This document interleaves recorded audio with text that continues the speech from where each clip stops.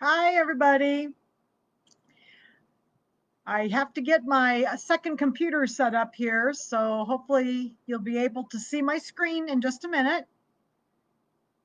And I have a picture of the little guy that we're going to digitize tonight. Just a second here, I have to get my second computer set up.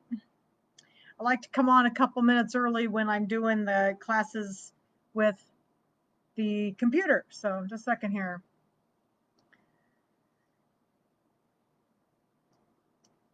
Oh, I found myself. Computer set up here, so hopefully, okay. So make sure you say something when you come in so I know that you're here and that you can hear me okay. I can never tell with this because there's no picture other than what I'm seeing on my computer, and I have to have a second computer. So looks like maybe Denise is here. Are you here, Denise?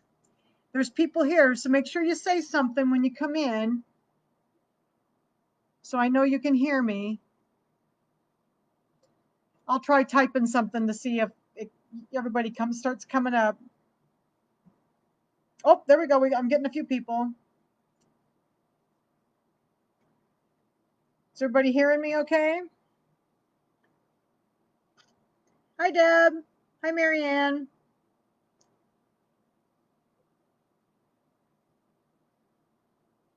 Oh, hi, Diane. Everybody's hearing me okay? And Jackie. Hi, Cindy.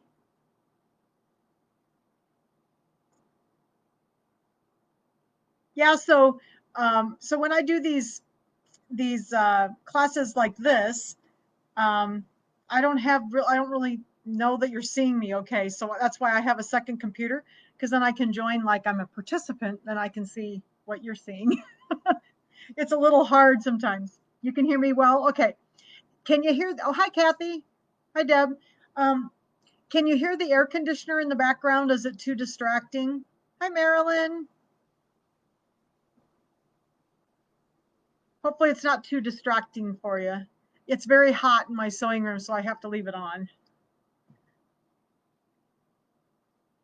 My sewing room's on the southwest corner of the house, and it's very warm in here in the late afternoon because the sun shines in the windows.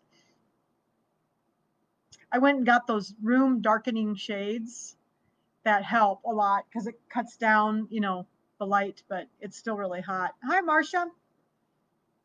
I only hear my fan. Okay. You can't hear my fan, you can hear yours. Okay. Nope, can't hear it. Okay. It's not very loud, so hopefully I'm sitting right in front of the microphone, so it should be okay. Cool. So we'll wait just a couple more minutes till we get some more people in. Yeah, I was going to say, Marcia, did I become Alan? So has anybody ever done Redwork before? Have you sewn out some Redwork, or do you like Redwork? I've always liked Redwork, and I did a lot of it in the PE design program because PE design had a hi Margaret had a it had a program called Design Center, and hi Judy, and you could go in and produce Redwork in there and get a continuous outline. It was a really neat section of the program. So I used this little drawing program called Pre-Design, and I draw in there because it didn't have PE design didn't have good drawing tools, but they did have a way to make this nice. Yes, and you've sewn them out. So I really liked PE design, and I did a lot of Redwork. But when I got PEP, I just loved it for everything, except I struggled with continuous outlines in it. And I always kind of have. Hi, Colleen. Hi, Lynn. So, oh, Jody's here. Hi, Jody. Pat. Hi, Pat. So, so I always kind of struggled with continuous outlines in PEP, or earlier it was Floriani. Well, while I was off, I had these little lessons, and I've been wanting to do them because they looked interesting and they had a lot of different techniques in them.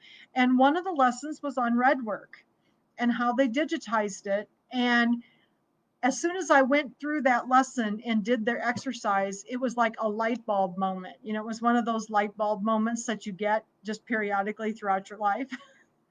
And I can make anything in Redwork now. And I'm going to show you, it is very easy. I mean, if I had just been thinking when I was trying to do this, it would have been made total sense.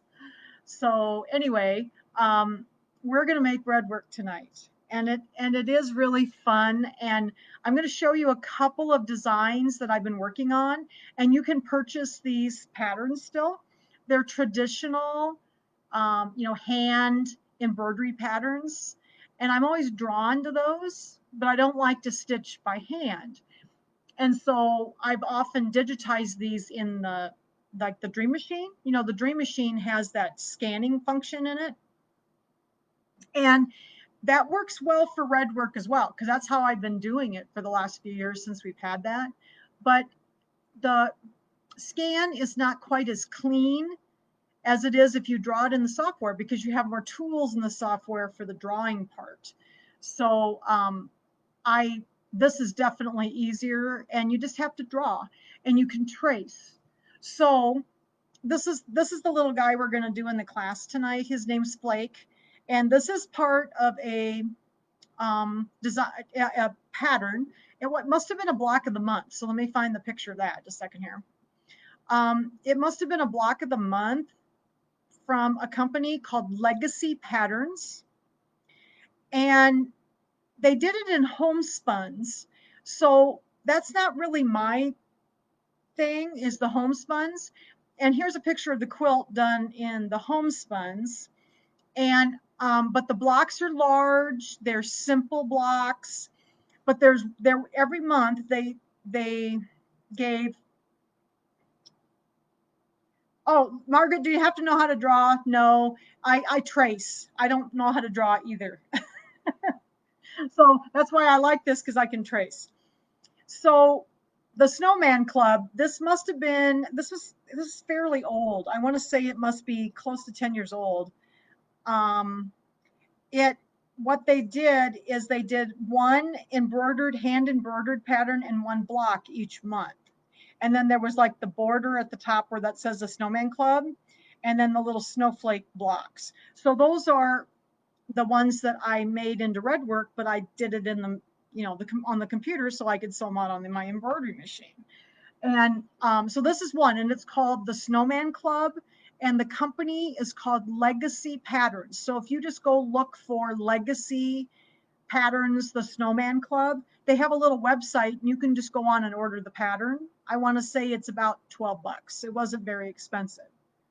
So, but I just thought it was real cute, and I was really drawn to the snowman because they look like a child has drawn them, and they're cute, and they all have a monthly theme. Like the Flake is January, and then Slick is February. He's skiing, and March is Lucky, so he's a little St. Patty's Day snowman, and April is I think he was called. It was really cute. Let me see if I can find it. April is Puddles. So he was like, April showers. So he has his little umbrella, and he's called Puddle. So they're all really cute. And this is something that if you want to try doing it, you can just order the pattern and scan in the pictures so you can trace them. So with that being said, that's what you do when you start this. You want to start. Oh, hi, Janan. Hi, Mary. People have been coming in. Hello, everybody. So what I did first is in this folder here, you can probably see it on my screen. I have a little folder that says Snowman Club Scans. So I just scanned all of the pictures of the little snowman into my computer, and I'll make these a little bit bigger so you can see them. I just scan these into my computer, and they need to be a JPEG image, like a picture image. Don't scan them as a PDF, because they won't come open in the software that way. So scan them as a JPEG, and then you can use them as a backdrop. And that's what we're going to do for this tonight. I cannot give you this. You can go buy the pattern if you want to. But so I don't really have like notes and stuff for tonight, but I figure you'll have the video and you can make Redwork out of like any outline drawing. You can just go get a coloring book page and draw around it, and it can be a Redwork design. So I just had these and I just thought they were really cute. Now, the other one that I found after I did these, there was another one. I had seen it out at Heritage in Amana. They had the quilt hanging, and it was a shabby fabrics pattern called C is for Christmas. And it's also a Redwork design. And it has like applique letters too. So like the letters Christmas are written out. And then the Redwork is like interspersed in between. And this must have been a block of the month for shabby fabrics. I noticed, I didn't have a chance to watch it, but I noticed there was a video on their website about it. So that must have been like a 5-month or 6-month block of the month. So I also did the same thing with this. I took the little pictures of the little gingerbread man, the present, and the star, and I scanned them into my computer as a JPEG so that I could bring them up and trace them in the software. So I know I don't have to be able to draw. I'm not a very good drawer, but I can trace. So anyway, so I'll show you these. I've got pictures of the actual stitch outs because I've stitched all of these out now, just on scrap fabric. So you can see what they look like. I really want to do this little Christmas quilt. Isn't it cute? And this is from shabbyfabrics.com. You can go get this pattern. This one was a little more expensive. I can't remember exactly when it was. It might have been close to $20, but I really thought it was pretty. And the quilt is not big. I want to say it was like 40 by 47 or 48. So it's a nice size quilt. But then I also digitized the letters and made them into appliques. And that is very simple. And we did that a few months ago. And there's a video about how to make appliques too. So you'd start out the same way by drawing around it, but then instead of making it into a Redwork or like a run stitch, you would make it into an applique. So it's the same principle for both the letters and the Redwork. Okay, so that's kind of what inspired this class, because I took this class, this dime class, and then I had this design and I thought these are so cute. And then I found the shabby fabrics one. So I've got all of these done too. They're really cute. Okay. So I don't know if you can see this folder on here or not, but these are some of the designs. These are the designs all done here, just the pictures of them. But we're going to start by opening the software. Okay, so is there any questions about the patterns and where you need to, if you want to get them, you can get them. Go to Shabby Fabrics to get C is for Christmas, and go to Legacy. Like I just Googled Legacy design or Legacy Designs, and then like the Snowman Club, and it came right up. They have a little website. So, okay. All right, so let's get our software open. We're going to go down here to where the embroidery tool shed is, and we're going to open up that software. And a second here, and then of course the my inspiration today screen opens up. Now, it was brought to my attention by a couple of my students who have Mac computers that this little thing that's on my screen right now that says, that's like the little screen that pops up in front, does not come up on their computer. So evidently there has been a problem with Dime in relation to the Mac with this screen, and I know they're working on it. So if you don't see this on your Mac, that's why. Okay. So this always pops up, and you can get your free designs up on the right-hand corner. For those of you with Macs, if you don't see that right now, I can probably help you with those free designs if you need help with those, okay? Because I have them. And then at the bottom, and I know this is a little hard to see, but at the bottom of the screen, I can create a new design. I can open a design. I can open a recently used design. It's kind of hidden by that little thing that says I'm sharing my screen, so I apologize. But we're going to create a new design. to start. So when this opens, I create a new design. Now, if for some reason, we'll try that, I'll show you on here. Like on the Mac version, if that doesn't come up and you can't click that button, go up to the top left-hand corner, right under the word file, and there's a little button that says new. And that's how you turn on your software then, okay? So that's another way of doing it. Sometimes when I have that little box up, I can bring it back up again. Sometimes I just close it. And then everything's dark back here on my screen. And you can see that it was gray. And then when I click create a new design, it brought up all my tools and everything. All right, so that's how you would do it. You just need to open up and then hit new up here. And then you have a new screen and you're ready to go. Okay?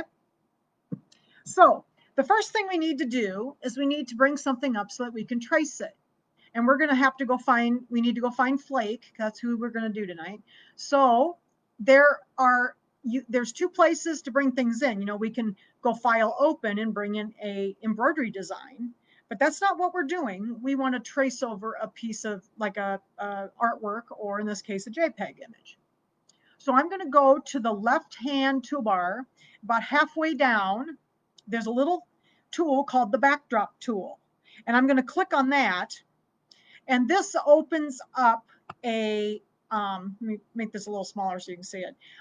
This opens up like a browsing screen, and I'm going to go look for Flake. And I know he's on my desktop, and he's inside the Redwork folder, and he's inside my Snowman Club scans. So I'm going to go to that folder, and then these are all the pictures. So that's what we're doing, is we're bringing in a picture. Here's Flake. So I'm going to get Flake, and I'm going to bringing him in. So there's the picture that we're going to trace over tonight. Okay. So you just bring that in with the backdrop tool.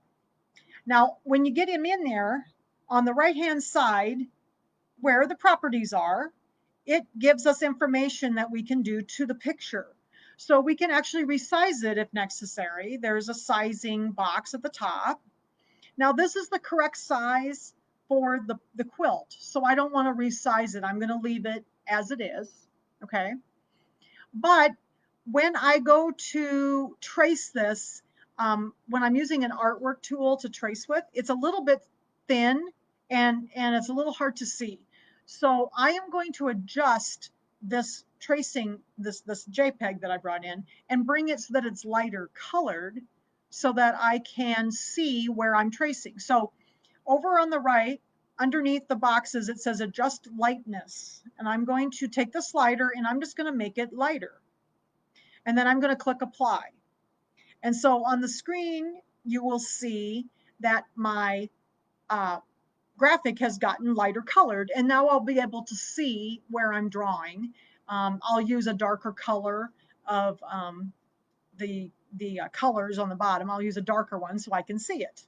Okay. And so we did that, and I also had to hit apply to finish that up. Okay, so I'm going to kind of look over my drawing now, and I want to start drawing my graphic here with the items that are touching each other.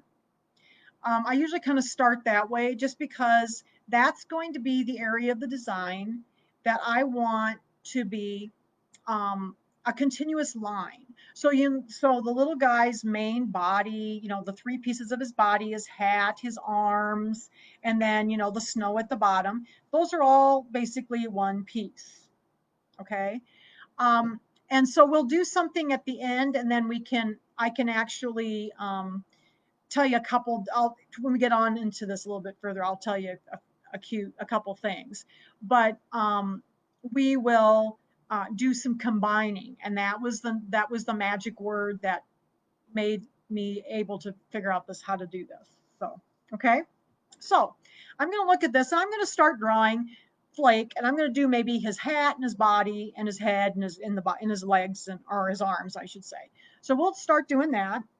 It's a little hard to see because my screen's not very big. So I often have to zoom in to do this. So the first thing I want to do though is to get my pen. So we're just going to use the artwork tools tonight to draw. The artwork tools are on the top, and it looks like a pencil, a circle, and a square. And right next to it is a little down arrow. And then you get all the different choices of the types of things you can draw with. I just want the pen tonight. So I'm going to select my pen, and I'm going to go down here on the screen, and the original color is blue, so that's fine. It's going to be dark enough that we will be able to see it. So I want to zoom in a little bit so that I can see better what I'm doing.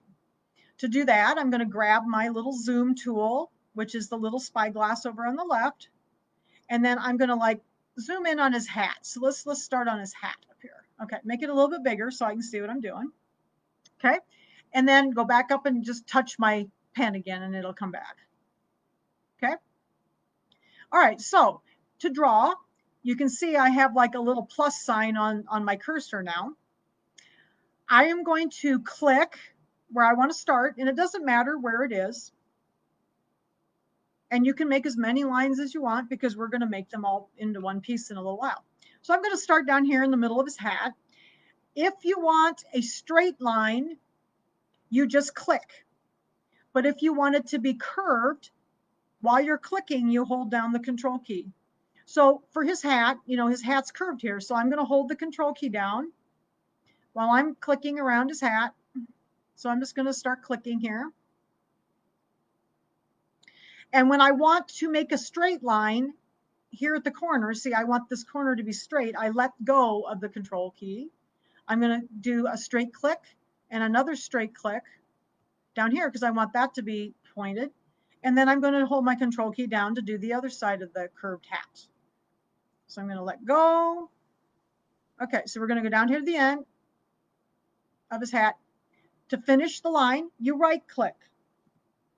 So I've left clicked all the way around, holding my control key down when I want it curved, letting go of it when I want it to be straight. All right, so that part of the hat's done. Now I need to get a little closer, so I'm going to get my zoom tool again and bring this up a little bit because I want to do the brim of his hat. Just go touch my pen again. And the trick of this step is you want to kind of get close to where your first line was to start your next line. You want them to be pretty close and not like overlapping too far, or not being huge gaps in between. You'll see where I'm going here in a little bit when we get in a little further. So I'm going to kind of line that up where those intersections are. The little cursor has like a intersection point, so then I know where my point's going to go. So I'm going to click there. I'm going to hold my control key down because it's curved, and I'm going to start clicking around the brim of his hat. And if you're not happy with your drawing, you can go back and fix it in a little while. I just kind of do my drawing, and then I go back and we might make a few adjustments in a little bit. Okay, so then I'm going to go over here to the other side and make sure that my lines pretty much intersect. Left click, right click to finish. Okay, so there's the brim of his hat. That looks pretty good. So let's go on down to his head here. Anybody have any questions about the drawing? Is this making sense to you? It's pretty easy. And it takes a little time, but it's easy because you got something to draw on. So let's start up here. This is his head. And I want to start with my mouse and my cursor, like, you know, intersecting the line of his hat. So I'm going to click there, and it's round. So I want to put my control key down so I can get my curves. And I'm going to go around his head here. It's kind of a funny little dip on his shoulder there. You go around here. And then I'm going to go up to where the hat meets the head. Make sure I kind of get that lined up. I'm going to click there, and then I'm going to right click to finish. So there's his head. Okay, so let's go on down. Let's do his body. So again, when I do the body where it intersects the head, I want to try to get it lined up pretty close. Okay, it looks pretty good. I'm going to click there. I'm going to hold my control key down again. And I'm going to go around his body this time.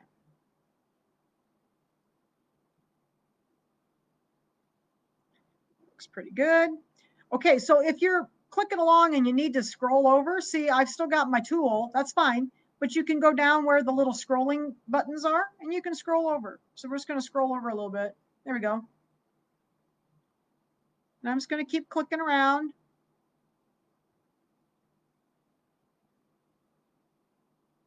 And I know a few of you bought this pattern. It's really cute. The people at Legacy are probably going to wonder, where the heck are all these people coming from to buy this pattern? Because it's an older pattern. Okay, and then I'm going to go up here to where the head meets the body, and I'm going to make sure I kind of get it lined up. And then I'm going to click with my left mouse button, and then I'm going to right click to finish it. So now I've got a line around his body. Let's go on down. Let's keep going. We're going to go down. Now this is a little big, so I might zoom out just a teeny bit. So I can zoom out. I'm going to go get my zoom tool again, and I right click if I want to get a little smaller. That's too small, so I may have to stay bigger. Yeah, we'll have to stay bigger. They have like little, it's like little increments, and sometimes it's too much. So I'm going to have to use it bigger.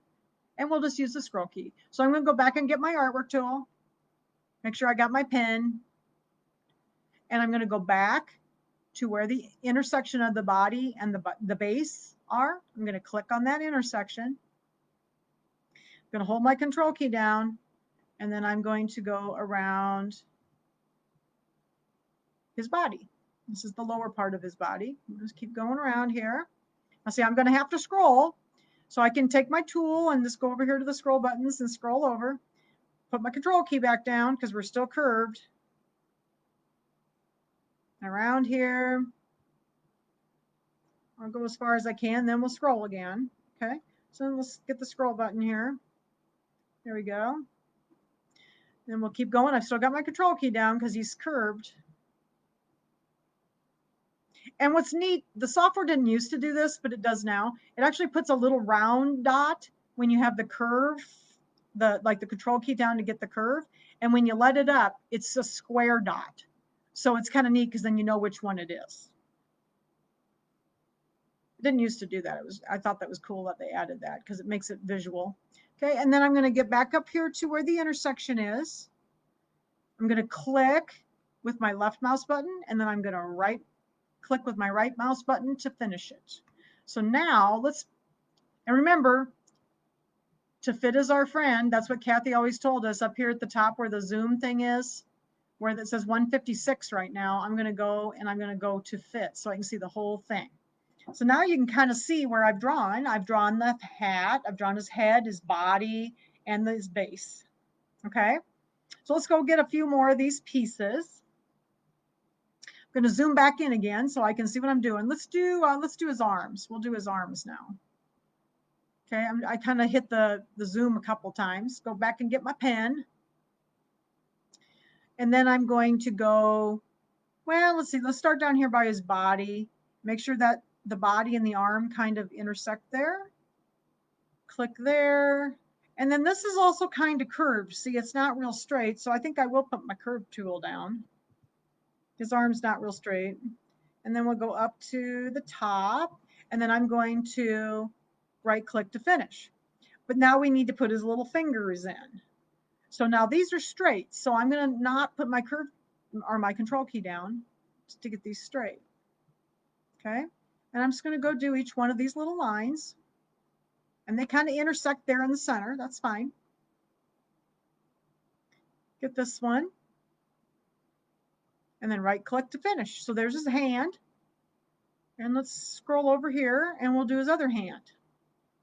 So we're going to start down here by his body again. Make sure I get that little intersection pretty close.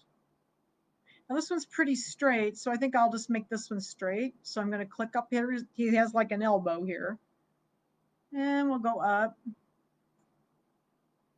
to the middle, and I'm going to stop there. Right clicked. So now I'm going to do his fingers. So we're going to left click. I'm not holding my control key because it's straight. Left click, right click to finish. Left click, left click, right click to finish. And then we'll do the other little fingers. Left click, right click to finish. Okay, so let's look at him again in into fit so we can see what he looks like. So there's his arms.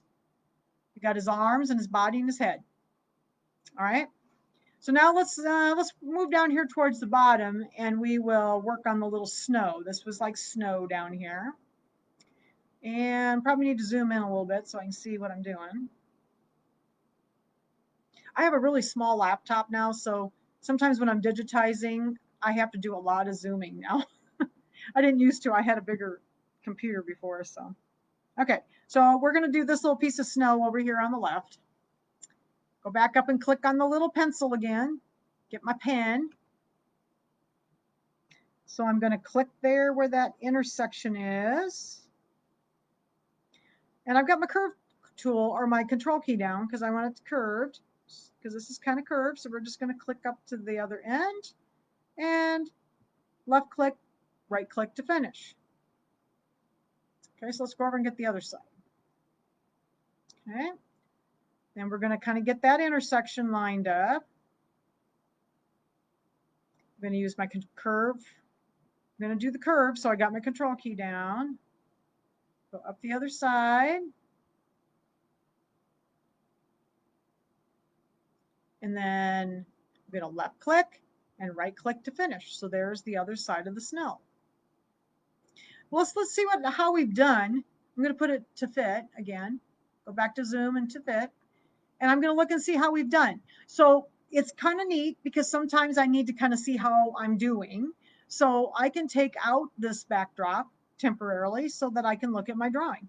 So to do that, my screen's very small. So I hope you can see this, but on the bottom left-hand corner, there's like 3 little dots. And you got to click on the little dots. You may not have the dots if you've got a bigger screen, just so you know. So I'm going to click on the dots, and there's a little thing called with backdrop, the word backdrop, and a little check mark on it. So to get rid of the backdrop, if you deselect that, then the backdrop goes away. So then I can look at my drawing and see how I've done. Now that actually looks pretty good. So I think I'm fairly happy with that. Well, now I need to get the rest of it. So I do need to bring the backdrop back. So to do that, you just go back up to that other tool that we used earlier and click on it again. And it'll bring it back on. Okay, so it's really easy to turn on and off. If you have a larger screen, there's actually another little square button at the bottom that turns the backdrop off. But my screen's really small, so I've got the little dots at the bottom. Okay. All right, so let's see. Let's go do the flakes up here and maybe the letters. So we will do that. Second here, I got to get my zoom. I got to zoom in. The other thing you can do with the zoom tool that's really cool, if you hold your mouse button down and kind of make a box around what you're wanting to get to, it will zoom into that area. It's real handy, and then you can get in real close. So that's what I did there. So let's go back and get our tool. Hi, Jackie. So let's go get our pen again, and then let's do our little snowflakes. So the little snowflakes here are all straight, so I'm not holding my control key down. I'm going to click, click, and right click to do that one, and then just go through and do all the little pieces. Okay, it's very simple. Click on each end, and then right click to finish. So for those of you who are using the Floriani software, this is going to be almost identical for you. And there's a backdrop tool. The backdrop tool is basically in the same place, so it should look very familiar to you. Okay, so I'm just going around. I'm going to do all these little snowflakes. Click, click, right click, click, click, right click. So this one had more little tines, so there's more of these. Okay, and I just thought these were so cute. It looks like somebody drew them. They're just darling. All right, so let's do all of our little snowflakes. And let's see, this one goes up like this. Okay, and then we'll do this one. This one was kind of off, so I think I'll put this one a little more in the center. Okay, let's go get this one. And then when we go to do the letters, we're going to do the same thing. We're just going to draw the letters. And you can start and stop whenever you need, because we can fix that in a minute. All right, so there's all my snowflakes. Let's go get the letters. So I'm just going to do the same thing. We'll just go up, start here on the letter F. These are all straight, so I don't have my curve tool on. And click, click, click to do the top of the F. And then this one, I probably should get a little closer so I can see where I'm joining. I like the little zoom tool. So then I can go and get my join for the middle of the letter F there. Okay, and right click to finish. And then we're going to go do the L. This is really magnified like 300 times. So then here's the A. A, we'll go up and do the point and down. And then I need to get my little intersection points on the letter A and go across. And then the K, do the same thing. Let's do the side first, K. And I do not have my control key down because these are all straight.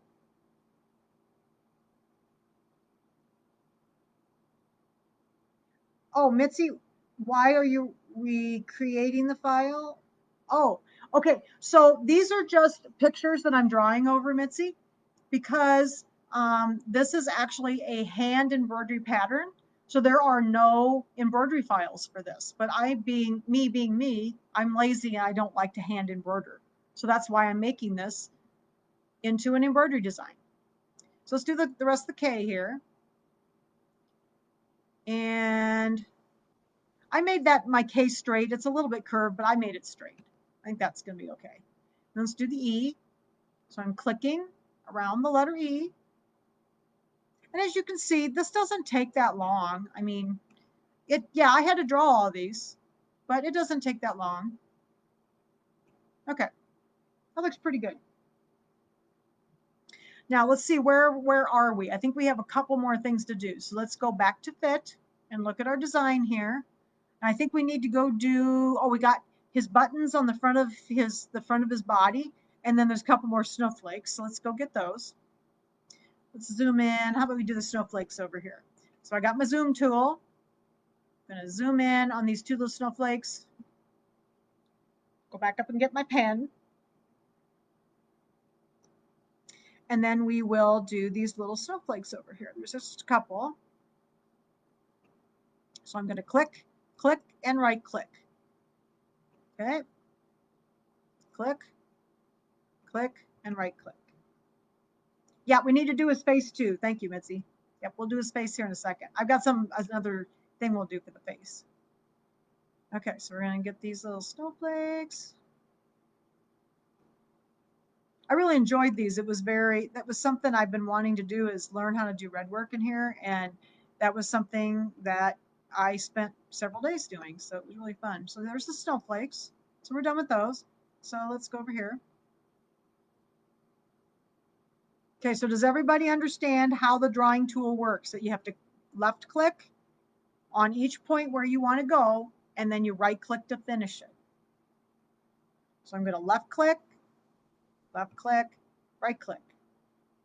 Let's make his little buttons here.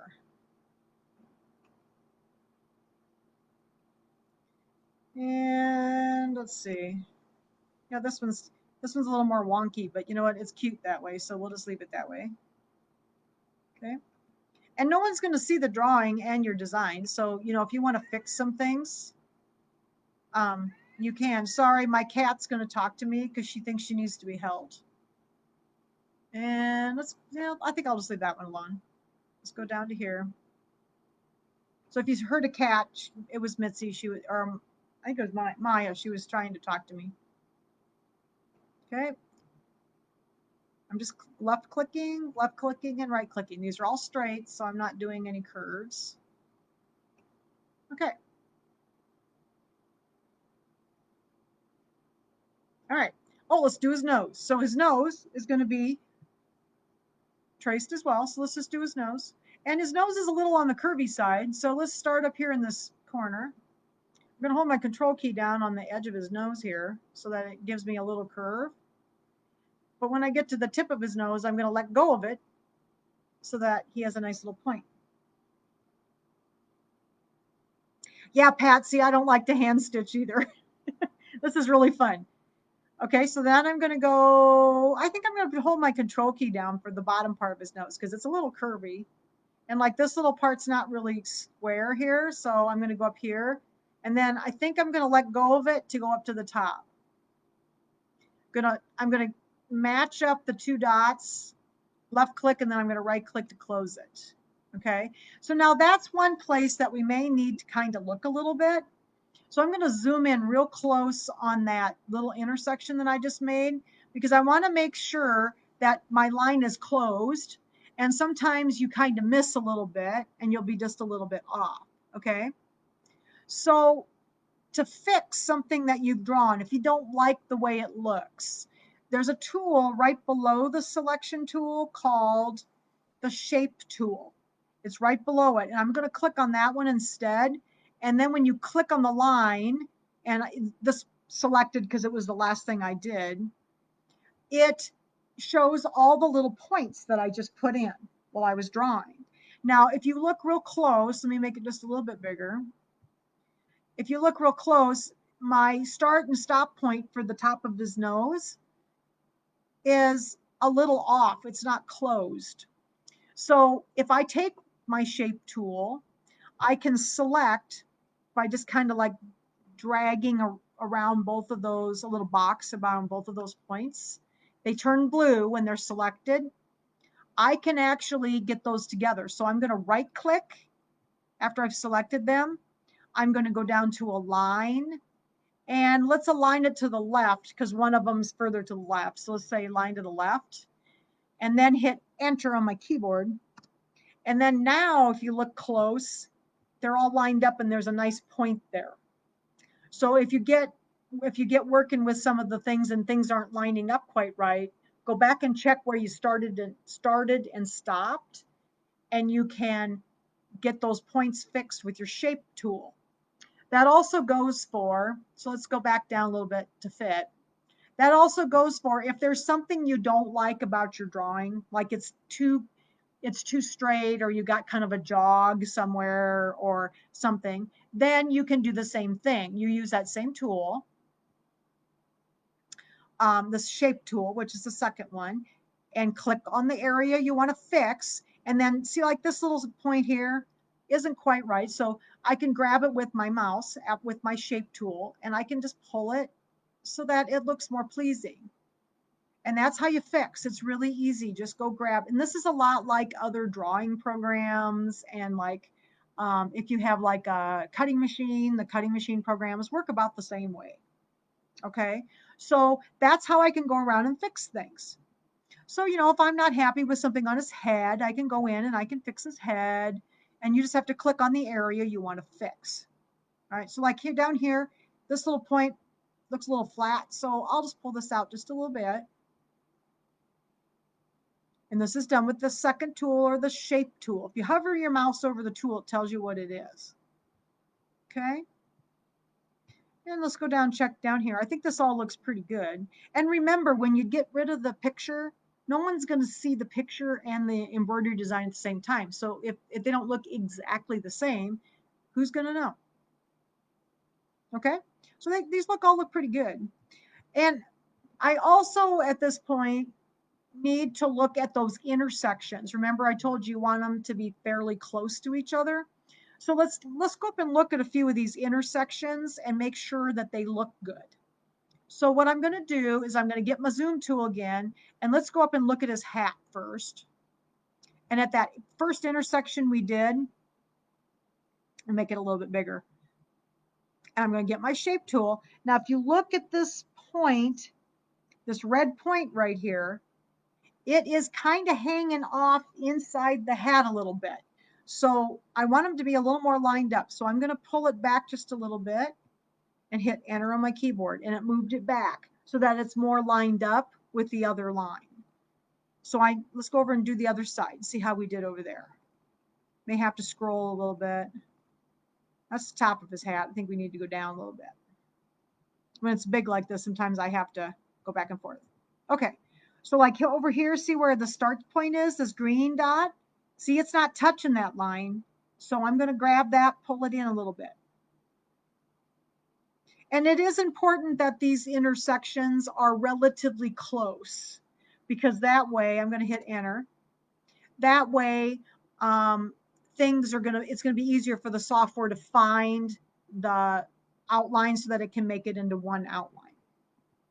So let's make this a little smaller. Let's see here where we want to go. We did that. That looks good. How about his head here? Let's go do the intersections on the head to the hat. And I got my zoom tool. I'm going to go in, and that one looks good. Let's go over and look at the other one here. That one looks pretty good. And let's go down here and check his body. Now that one, I don't think, that one's kind of off. So I'm going to zoom in really big, get my shape tool again, and click on the line of his, like, this is like his body. And see how the green dot's like hanging out over in front of the head here. So we need that to pull back a little bit. And hit enter on our keyboard. Let's go over to the other side and see how that part did. Maybe I did better on that side. Okay, so see, it's hanging out over on in front of the line, so it's a little off. So again, I'm just going to grab a hold of that. I'm going to pull it back a little bit, and then I'm going to hit enter. Okay, so let's go back down again. See, I'm zoomed in at like 1000%. It's really big. And then let's look at the body, the body and the base. So let's look at that. See how that one did. So I'll get my zoom tool again. See if I did okay on these. That one looks pretty good. I made it big enough I can see it. You know, and if it's not perfect, it's fine, but it does need to be relatively close, okay?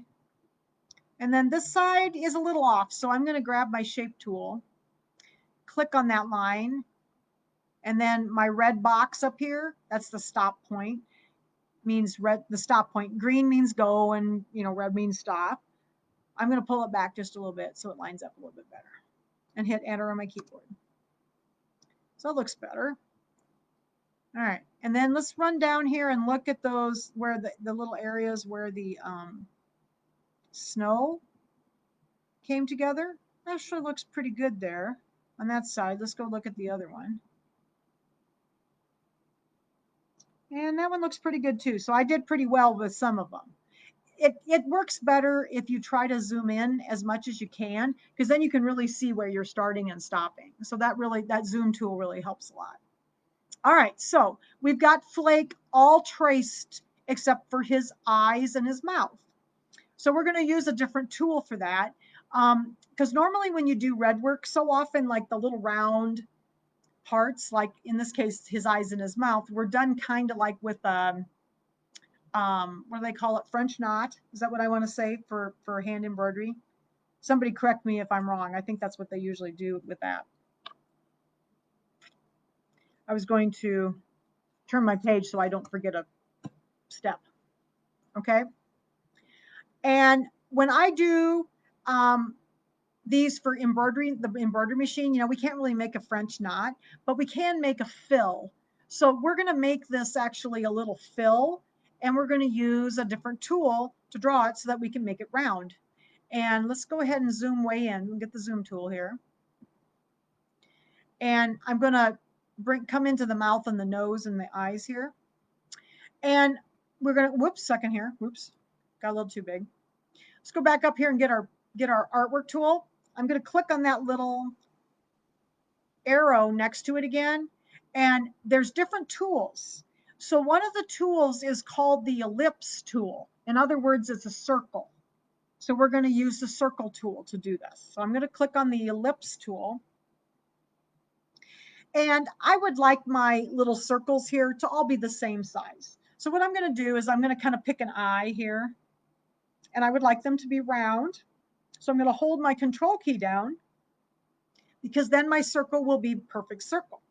So I'm going to hold my control key down, and I'm going to just kind of pull down from the top left to the bottom right, and it makes a little circle. Everybody see my little circle? I think you can see it. So it's right here. Let me pull it over here off of his eye so you can see it better. And deselect it. There you go. So there's my circle, and I held my control key down so that it's round. All right. So I'm going to go ahead. Let's put this back over here on his eyeball here. Just grabbed it and pulled it over. Now, I would like them all to be the same size. So all I have to do is copy it and paste it. So copy is up here on the top toolbar. Looks like two pieces of paper. I'm going to copy it. And then I'm going to hit the paste button, which is the one to the right of it. Paste. So now I've got two. I'm going to grab one, the second one, and it's selected now. I'm going to pull it over onto his other eyeball. All right. Now I don't have to copy and paste and copy and paste and copy and paste. Since I've already copied it, I only have to paste. So I'm going to hit the paste button again. And then I'm going to grab that one. I'm going to pull it down and I'm going to start doing his mouth down here. Okay. Let's paste again. And I'm going to go down and get it, put it on his mouth. Going to hit paste again. Come down. Put the third circle on and paste one last time. And do his mouth like that. So normally what I've done when I've done these, just to make it easier for me, I kind of look at my design and decide which pieces that I'm going to be making into these little fills, since I can't do the French knots. And I always do those at the end because it's really easy then to get them selected, because we're going to make them a different color temporarily so we know where they are. So over here in the sequence view, just a second here, I'm going to make this a little bit bigger so you can see it. If you look over here on the right now, everything's in the same color, and there's this huge long line of all these words that say artwork. So these aren't even stitches yet. All it is a piece of artwork. Okay, but remember we did the circles last. So the last ones, there's part of his mouth. I'm going to hold my control key down, and I'm going to go up and I'm going to start selecting all of those little circles so that I have them all selected together like that. So there's 6 of them, right? 6 of them. When they're selected, I'm going to go down here and just pick a different color. I'm going to say number 3 green. So I'm going to right click on the number 3 green. And now over here in the sequence view, oh, it won't go up for me in a second. Sometimes my mouse freaks out when I do this. If I click the little negative sign, it puts these all closed. And see, then I've got 2 colors. I've got a blue, and then I've got that green. And those are the little eyeballs and everything that we're going to make into a fill. Okay. So when I do these, and like when I did all of the ones from C is for Christmas, I did the same thing. I looked at all the stuff and I did those items last, like the things that I wanted to be like French knots. Those had a lot of like little holly berries. So they were like little French knots. Okay. So let's look at this again to fit. And I think it looks pretty good. So we've got our mouth and eyeballs separated from the rest of flake. All right. Now, the one thing that I found when I was working with these, sometimes I can combine the entire design together. So we're going to talk about combining now. Sometimes it didn't work very well, and it put a weird like jump stitch, or it wanted to actually make an actual run stitch from one section to the other. So what I've been trying to do is combine the main body of my design, and then leave some of the little extraneous stuff off to the side and combine it separately, because it wanted to do some weird stitches every now and then. It doesn't always do it, but it does it sometimes. So in this case, I want to combine the main body of flake here. And we did like these little pieces over here. You know, we did the little flake and the little snowflakes and stuff. We did those all separate, right? So I'm going to kind of select those things, and let's just pull these out of our way for a minute. And like the word flake, let's just pull this out of the way just so that it's out of our way for a minute. And then let's go grab these little pieces here, those 2 little snowflakes, and we'll just pull them out of here. And we'll put them back. I'm just going to leave them where they are. I can get them later. And I am going to, at this point, let's just turn off the drawing for a minute, and then we'll turn it back on. And I want to select all of these pieces in here. And actually, you know, I might even pull his face out too. Let's just do that so we can, there's a lot of pieces over here. It's really hard if you don't get these kind of out of your way. So I'm just going to put his face over here for a minute too. Okay. So we've got our little snowflakes, his eyeballs and mouth, and Flake, and the two little snowflakes over here. So what I want to do is I'm going to select all this inner stuff in the middle that is his main body. I'm just going to kind of draw a box around all of this stuff. And you can also do it in your sequence view, but it's sometimes easier just to draw a box around everything. I missed the little snow on the left. So I'm going to hold my control key down, and then I'm going to click on that and see if I can get that. So I think I got all of his main body, his hat, his nose, and everything. Oh, hi, Sharon. So those are the items that are like the main body of this design. So I am going to now, this was the magic thing that they showed me in this little lesson. There is, and this wasn't always in the software. Years ago, it was not in the software. Up in the top where all the tools are, if you kind of go over on the bottom row and all the way over to the right, there is a tool called Combine. You can also access it by, I've got all this selected. I can right click down here and it will be in this menu that pops up. So you can do it either way. I'm just going to go up and click the button up here. I'm going to click the Combine button. And now it has combined all of those lines. You know, we had several lines in here. This is all one line now. This whole thing is one piece, the snowman. Okay, so that whole inner part is the same piece. This is the one I had trouble with. So what I did then is I went to these little snowflakes up here, and I selected all of them, because remember, there's all those little bitty pieces that we went together. And if you look over here in my sequence view, look at all the little lines. See all the little artwork pieces? And then I'm going to hit the combine key again. I'm just going to combine all of those together. And now they're just one piece of artwork. So let's go get flake. The words flake. We'll just select the words flake. And there was all those little pieces we drew. And I'm going to click the combine tool again. And now it's one piece of artwork. And then let's see. Oh, we got to get the little snowflakes down here yet. And there's a whole bunch of them. There was like 6 or 8 different little pieces we drew. I'm going to hit combine.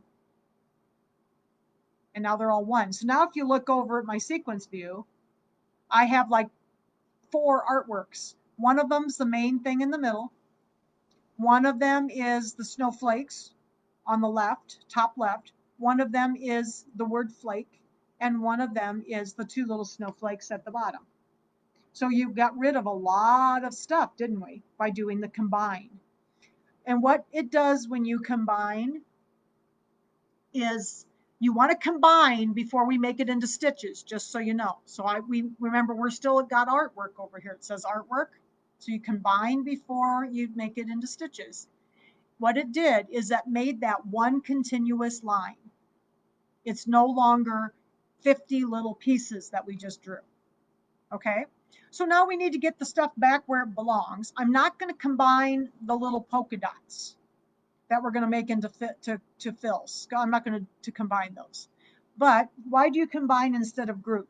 Grouping, Lynn, grouping just groups the individual items together. Combining makes them one object. Does that make sense? I hope. Yeah, grouping is just grouping individual items so that you can move them together. Combining actually makes them one object. Okay, so let's bring our picture back. Let's go back and click on the backdrop tool so our picture's back there. And let's go grab our little snowflakes. Oops, second here. Get my selection tool. Grab those little snowflakes we just combined up here. I'm referring to the what? Second, I can't read the bottom. Can't read your last words. Can you type that again for me, Lynn? I'm going to grab these little snowflakes over here and we're going to pull them back where they belong. Looks pretty good. We're going to grab the word flake. I'm just going to select the whole thing at the same time, bring it over here, and we'll put it back on the word. Then we'll go get the little snowflakes on the right, draw a box around them, select them together, and then bring them down where they belong. So see, I just brought the picture back in so I could do that. Oh, ignore. Okay. Okay. All right, so I got those back. Now we need to get his face back. So let's go ahead and I will just draw the box around that to select everything and bring his little face back in here and put it back on. I may have to zoom in to do it. No, I think I can get it. There we go. That's good. Okay. It was the flakes. Oh, yeah, we could have combined the snowflakes together, yes. You don't really need to. They are actually they are combined. So like this, when I combined them, the reason I didn't group them is because each one of those little pieces then would have sewn and tied off at each, it would have sewn and it wouldn't have been continuous. So like now the snowflakes, as you can see, this cluster of snowflakes is actually combined. So it's one piece of artwork instead of being all those little individual pieces, because it would have tied on and tied off at the end of each one of those. And this way it'll only tie on and tie in and tie off one time at the end and one time at the beginning. Okay. So you want to combine in this case. All right, so there's our snowflakes. Now I want to go ahead and we're going to start making this into stitches, because remember, this is still just artwork, but you need to do the combining feature before you make it into stitches. So the first part, the blue part of the snowman, I want to make it into a running stitch. So that's why I made the little circles a different color, to make it really easy to change it into the type of fill or the type of outline we want it. Okay. So I'm just going to select all of the blue because that's going to be a run stitch. So I have it all selected in my sequence view over here. I selected the whole thing. Then I'm going to right click and I'm going to convert to a run. And now if I go look at, if I click the little plus sign next to the color that I was working on, if I look at it now, see it says run. So the main body is one run, the snowflakes, the word flake, and the other two snowflakes are all run stitches now, instead of before that they were artwork. Okay. Now we need to do some fixing. So we have it selected. I would like to make the stitch length, and this is the other thing they talked about in the lesson.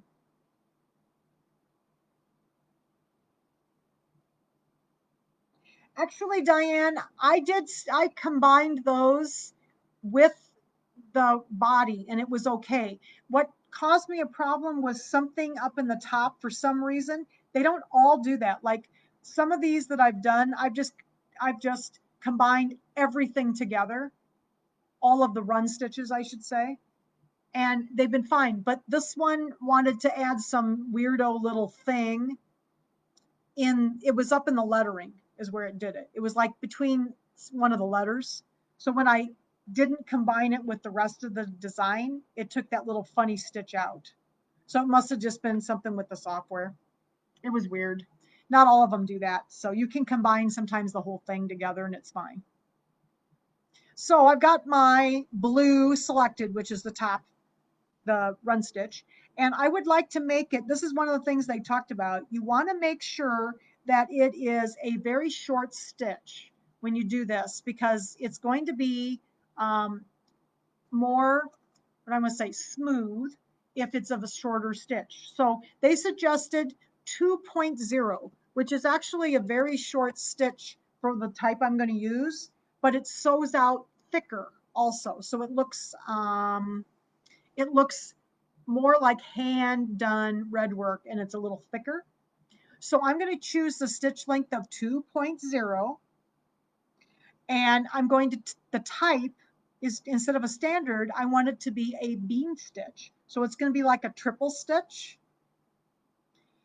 And I'm going to just let it go over 3 times. One of the exercises in this particular lesson, she did it 5 times, and I sewed one out, and it looks really neat.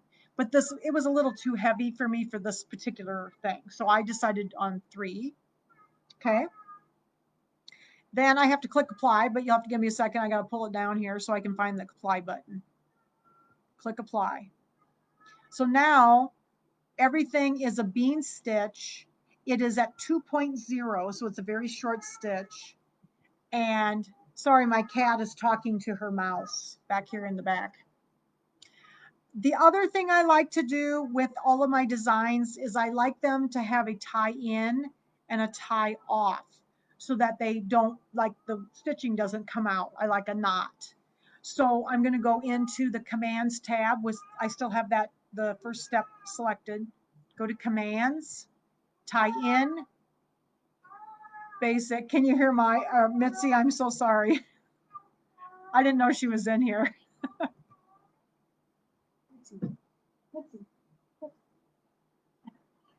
Sorry, she likes to talk to her mouse.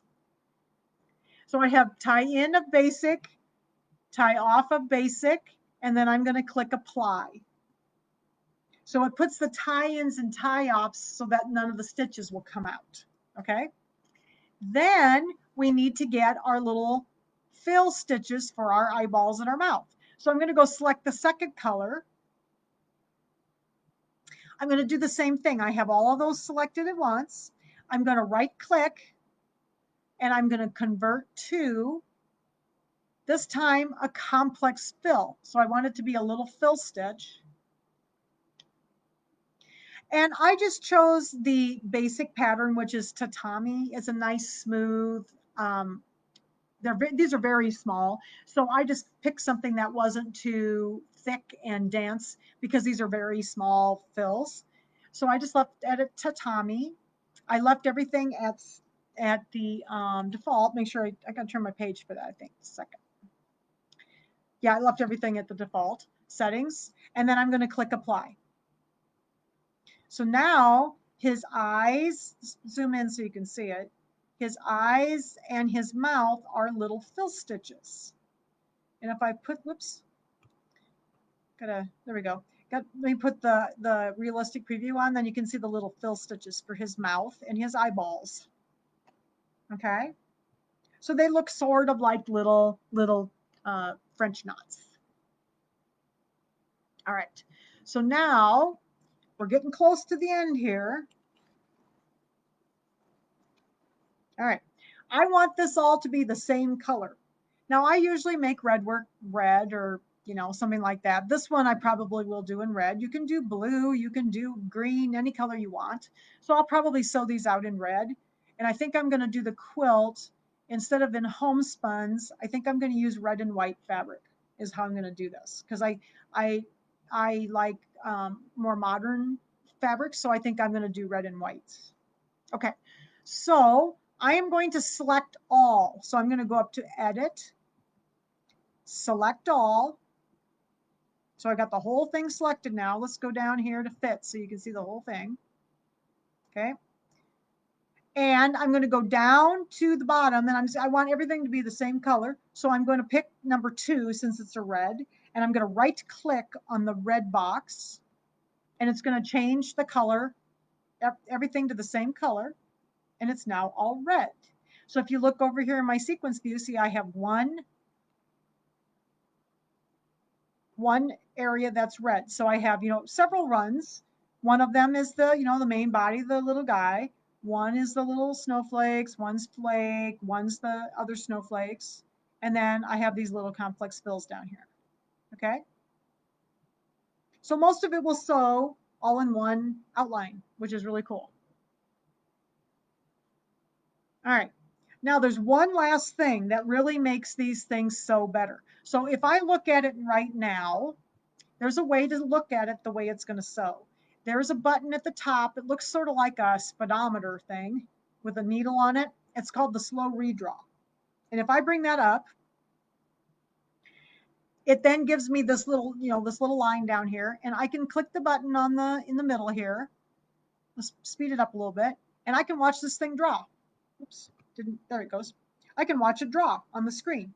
So I can watch how it's going to sew. Now, can you see how it's going around? And it hasn't started or stopped. It's just going around his little body and up his arms. And okay, so yes, there will be a few jump stitches, but it will not be major jump stitches. Okay, so there he is. Then it's going to go do all the little snowflakes. And then it go down and do the other two. And then his eyeballs and his mouth. Okay. Now, as I'm watching that sew, it did jump around a little bit. Well, you may not want that to happen. I'm going to click the little redraw button again, and it turns it off. Get rid of it. There is this cool thing. So I'm going to go up to Edit, select all. So I've got it all selected again. And there's a little button.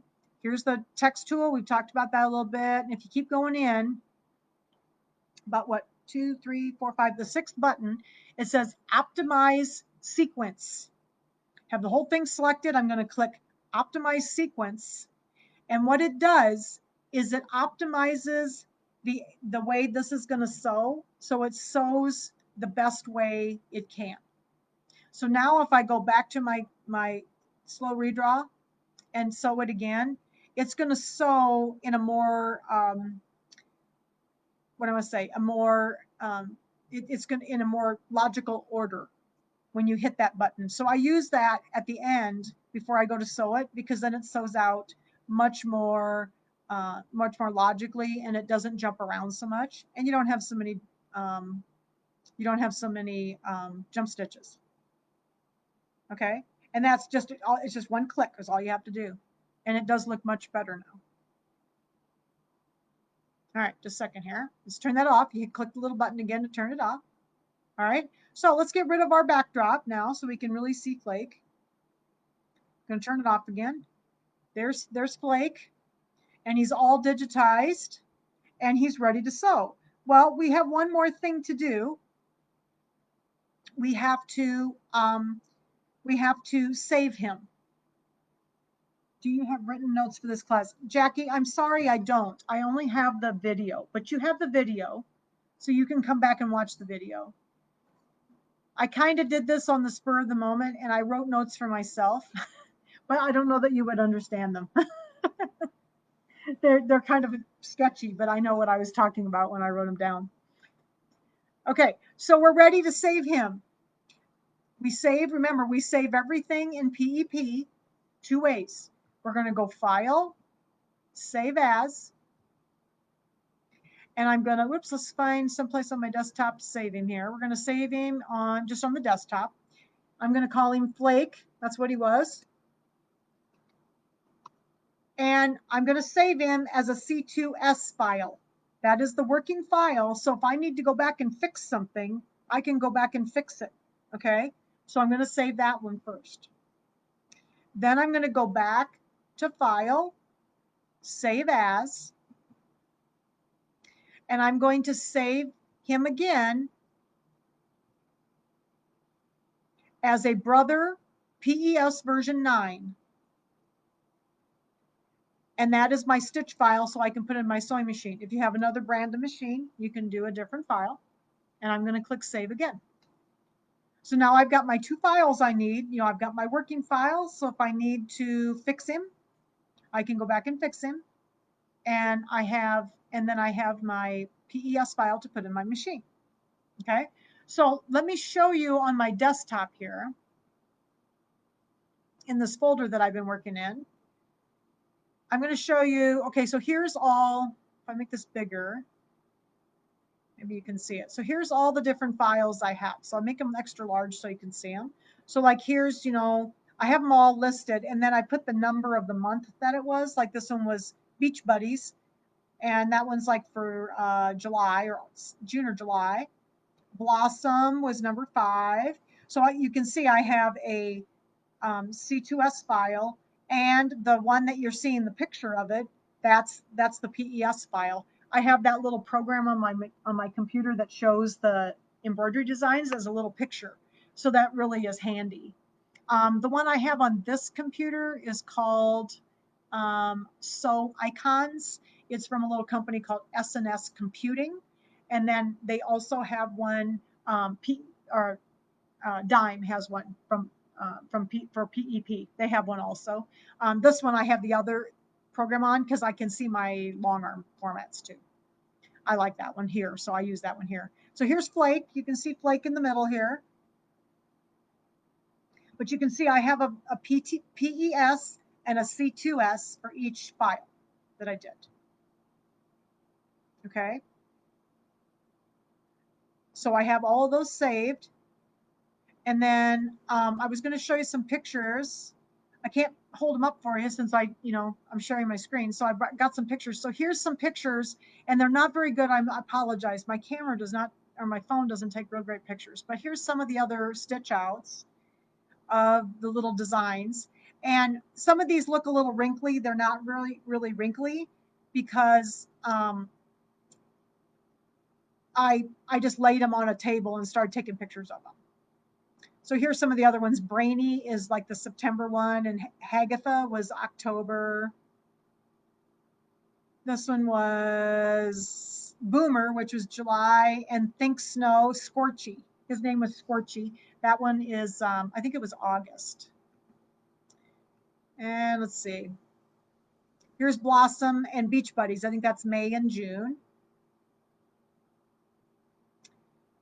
And Lucky and Puddles. I think this might have been before I ironed them. So I apologize, they're a little wrinkly. I just threw them on the table and started taking pictures of them. And here's January and February. Flake. Oh, for the little sewing icons, for here, I use one called Sew Icons, ICONZ. And the company's called snscomputing.com. And it's a nice little program, but I like that one because it has the ability to look at the long arm formats too. And the PEP one I use at work, the Dime one. It's called Perfect Embroidery Viewer, I think is what they call it. And that one I use at work. So I've had this other one for years. And then I also did I stitch outs for the See Is for Christmas. So here's these. These are all together. They were smaller.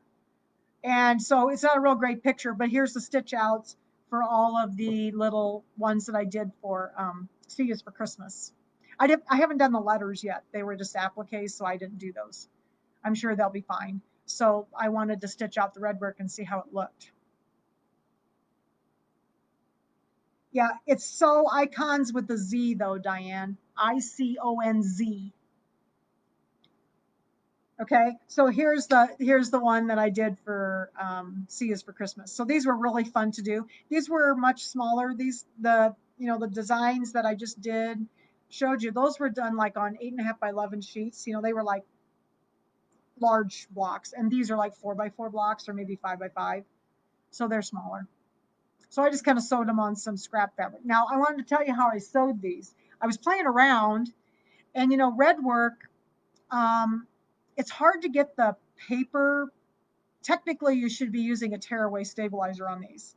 And it's really hard to get all the paper out of them, especially if you are, if you're using a light colored fabric. It's real hard to get the paper out of all the stitches, and then the paper shows in the back. So what I ended up using for these, and that's why these other ones look just a little wrinkly, because I hadn't gotten them all ironed yet. But if you take that adhesive sew and wash, the tacky Wet and Gone is the Floriani brand, and our Dime brand that we have now is the adhesive sew and wash. It's the wash away stuff that you'd use for lace, but it has an adhesive on it. I only used that. And then what you do is you stick the fabric down to that and smooth it out really nicely. And that's the only stabilizer I used.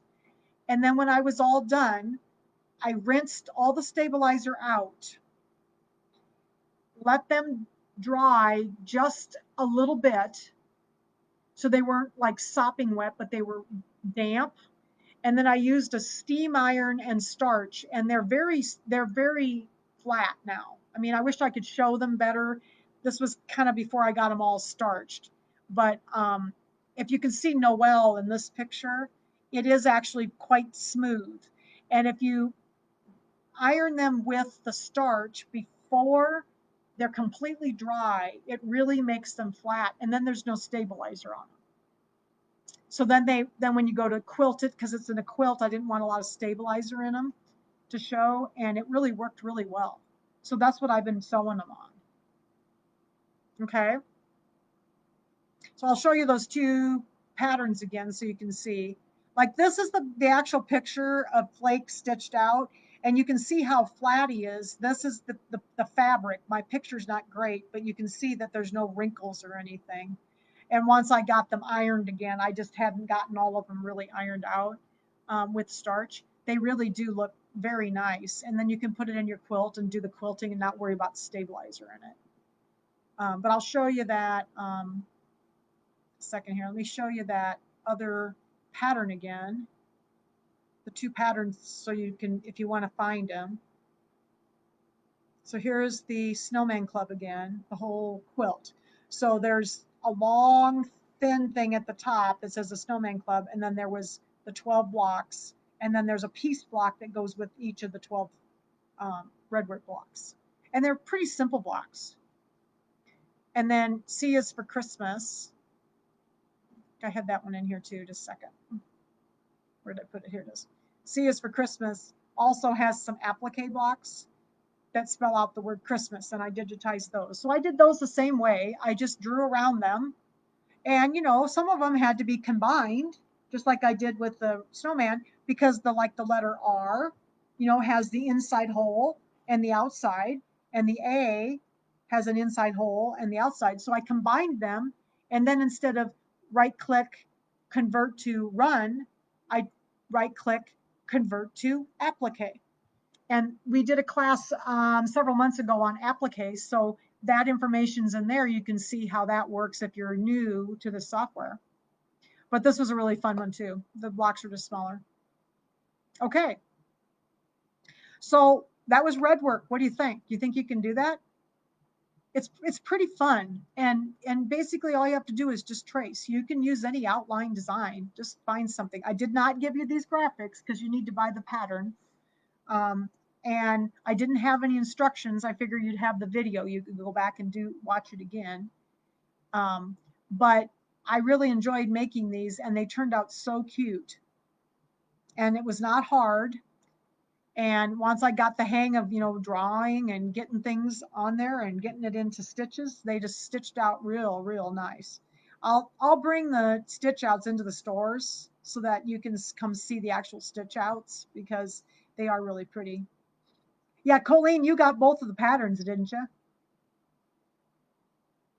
Yeah, you got both of the patterns. They are really fun. And I love Redwork, and there's so many cute Redwork patterns out there, but I am just not a hand stitcher. so I thought it would be fun. And then, so basically now I feel like I can make anything into a Redwork design in my embroidery machine by just tracing it. So now I'm pretty confident I can do this.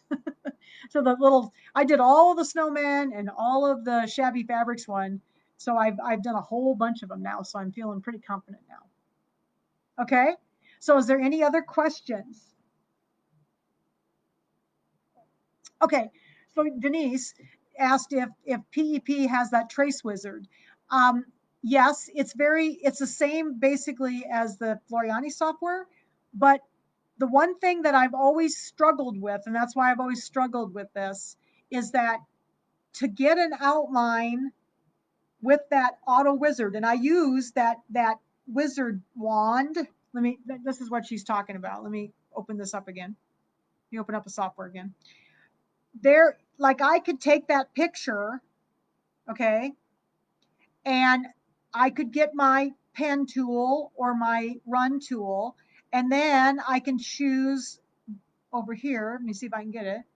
There's a little wizard wand that if you have a picture up in here, I got to turn my picture back on, it will let me choose this little wand over here.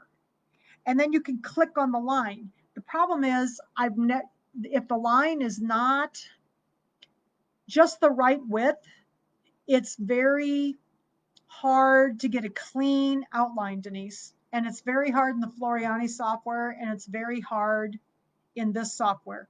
And so it's much faster to just draw it because you're getting beautiful clean lines. I've always struggled with that tool. It does work, and I've gotten it to work, but I have to be extremely careful what graphic I use because it doesn't always work well. If the line's too thick, it traces it on both sides. If it's not thick enough, it doesn't trace well, or it just comes up and says, nope, not going to do it. So it is actually just easier to draw it. I mean, it's much faster. Auto digitizing wizards are great, and I'm going to do a class on the wizard one of these. I'm not sure if I'll do it next month or the month after, but the auto digitizing wizard in both of these softwares is actually pretty good, and you can do a lot of stuff with that if you have a decent graphic. So we're going to talk a little bit about that too. Okay. Oh, Colleen, you're a hand stitcher. You probably have some patterns then, I bet you. Marianne, no, I didn't actually. The stitch outs I did in Madeira. You could use your Floriani. You could use your, I have a lot of Madeira, so, or the brother thread. The Madeira and the brother thread are not as shiny as the Floriani. So normally when I do Redwork, I choose one of the other two. So, because I don't really like that shiny thread for my Redwork. But you could use cotton thread if you wanted. That would look just fine. I've done them in cotton. They look great. But isn't it fun? So this is something that I am not a drawer. I cannot draw, but I can trace. So, and it's fun to do, you know, if you get some graphics, find some things that are simple. You know, go look for some like coloring book pages, something simple to draw with first, and just try it. And that's why I didn't give you a graphic. So that way you can go pick out whatever you're interested in. I just thought these little snowmen were cute. Okay. All right. Does anybody have any other questions? You guys have been a wonderful audience. I appreciate it. And if you have any questions, you can always message me or, you know, text me or whatever, email me. And the software is really fun. I've spent a lot of time working in software this summer because I've had time. You know, it's been nice to have a little extra time for the software because it's my favorite thing. So, okay. What's next week? Oh, next week is Sew Along with Jan. So we will do the little enjoy the little things, that little table topper. We're going to start that. Show you how to put it together and cut the little tumblers. And then the following week we're gonna quilt it. And then the last week in June will be a scan and cut class, and we're going to do the Canvas workspace software. We're going to do an introduction to the software. So that's what's coming up. And then July will be Christmas in July. So, okay. Oh, can we give you an update on the We Whisk You a Merry Christmas fabric? Yes, I can, Denise. So this is kind of like the last call. So for those of you who want We Whisk You a Merry Christmas, I'm going to put this on the group afterwards when I'm done here. I'm going to be ordering We Whisk You a Merry Christmas fabric, the kits. And if you want one, please go on to Sew Along with Jan and answer the poll and get your name on the list so that I know you want a kit. I have about almost 20 people on there so far, and I think they only had 29 kits. So if you want one, it's kind of the last call. We're ordering tomorrow. The extra fabric, Denise, will not be available until August. That's common with fabric, that sometimes things are being printed and then they don't get here right away. So we're not going to be putting it together till August. Like you wanted black borders and the backing fabric. I think you wanted backing fabric too. But the extra bolts will not be here till August, so it'll be another month for those. I apologize. That's just the way fabric runs. So I will have the kits here though. So all right. So, but I'm going to go put that on the other group now, so that you know what to do with about that, and I'll let everybody know that tomorrow is ordering day. Tim is going to order it for me tomorrow. So, okay. Any other questions? Thank you for spending some time with me tonight. I appreciate it. And now I expect to see some Redwork being digitized. So make sure you post them on the group. I'd love to see what you're working on. Okay. So everybody have a good evening, and I'm going to go have some supper. I think I had ice cream for lunch. I don't know if that was good for me, but it was good. So I'm going to go have some supper, and I will talk to everybody later. Thank you, everybody. See you next week.